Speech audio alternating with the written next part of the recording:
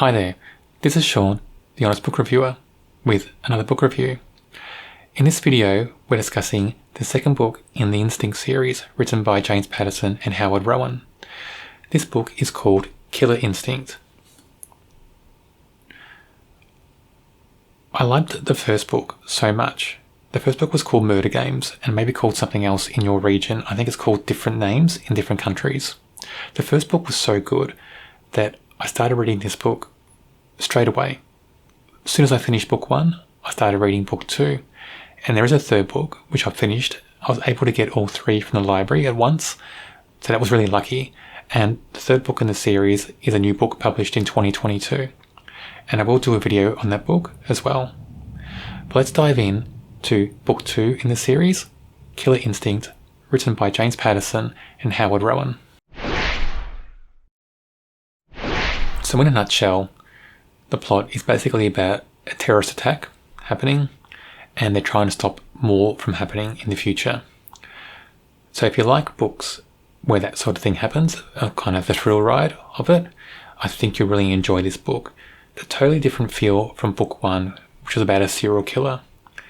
So they've thrown us into a whole different territory. I thought that was really clever. So it makes the series always seem fresh. This book is filled with familiar faces, but it takes us on a whole different journey than book one. Again, the start of this book has a great hook, and it just drags you into the story immediately. It starts with an assassination, and the assassin is a female. We find out that her name is Sadera. We find that later on in the novel. But the way she kills her victim, she has a lot of flair, and I won't tell you how it happens because you should read it. It's just very inventive.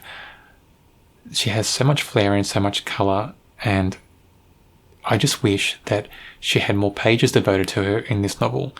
I think they missed the chance of a lifetime to flesh out that character more in this novel because she's such a good character. Everything about her, I think, is very engaging. So just like the first book, after this good hook at the start with the killing, we go back to our main character, Dylan. And again, he's in the classroom talking to people, talking to his class. And then when he's leaving and he's on the way home, he hears about a terrorist attack in New York, in Times Square. And there's quite a few bombs go off. And he's really worried because his husband, Tracy, and their adopted child are in Times Square, or they're planning to go there. So he's frantic. He needs to go and find out if they're okay. He wants to go to Times Square. So we follow him for a bit as he's trying to get there. Then also we meet up again with Elizabeth. So they're not partners. I mean, he's a professor. She's in law enforcement. She's heading back to New York, or she's already there, and she wants to help out, get on the scene where these bombs go off because she wants to help out, get involved. But her boss, her new boss, is trying to stop her. But then she does something quite courageous, and he ends up letting her stay, and she becomes critical to this case and the investigation.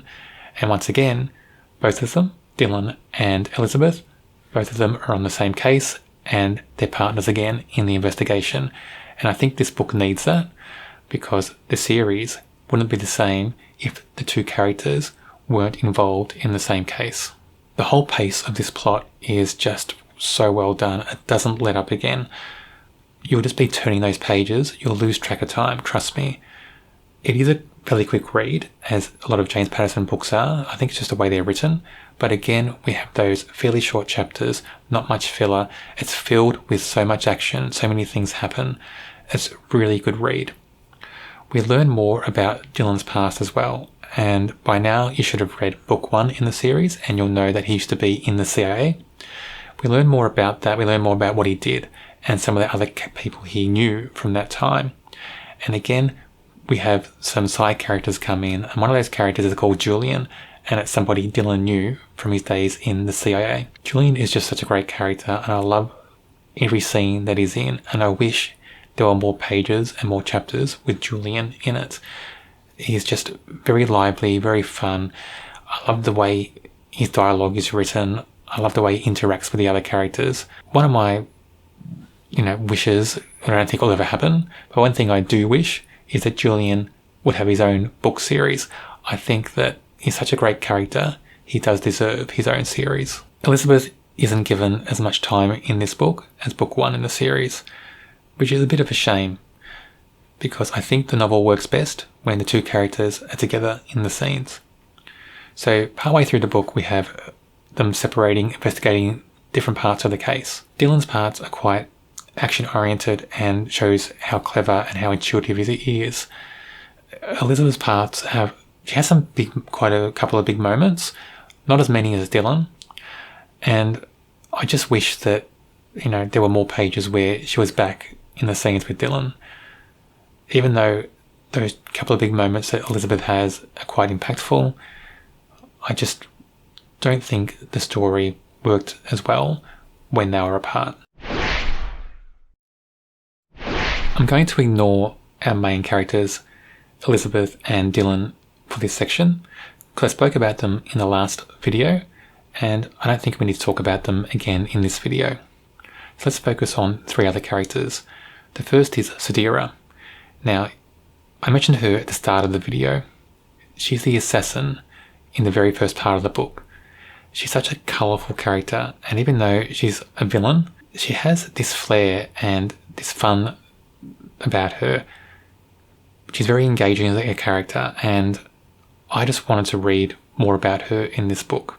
I thought it was a shame that there are not more pages devoted to her, and I thought they could have made her a bigger character than she is in this book. Julian is brought back for a second time. Now he's a hacker, a tech whiz, and he does a lot of work for the CIA. And he's brought into these stories because he knows Dylan from his past days in the CIA. I really enjoy Julian as a character, another standout, another character that kind of has a small role, a minor role, but when he's there, it seems larger than life. Very fun, very energetic, very engaging as a character. Every scene with Julian in it, you will have fun, and I guarantee you'll enjoy all those scenes. The last character I'll mention is Pritchard.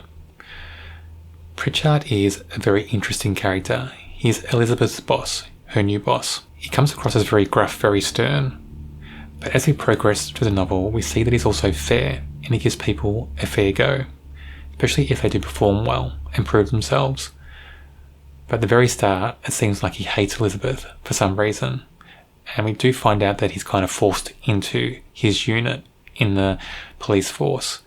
So maybe that's the reason why he doesn't like her that much. But she does prove herself to him as the story goes on. And so we see his fairness and we see his ability to be, adaptable to people and the situation. Very complex character, and I thought he was really well written. Just like the first book in the series, Murder Games, this book hooks you straight away with that unusual start to the story, and then it doesn't let up. The pace just keeps going very quickly. The story pulls you along. You've got no choice really. You're just dragged along as the plot moves on. I rate this a 4 out of 5. I guarantee that if you like thrillers, you'll like this story. This series is fast becoming one of my favourite James Patterson series. I like everything about it. I like the characters, the way the plots are written, the fact that the plots are so different. I mean, this book is about terrorism. The first book was about a serial killer. They're so different. That keeps the stories so fresh, and the series just demands that you read it. That's my feeling anyway. I will be reviewing a lot of James Patterson books on my channel in the future. If you don't want to miss out on those reviews, check out my channel and subscribe. I do have a thriller playlist on my channel as well. Why not check that out? It should be on your screen now.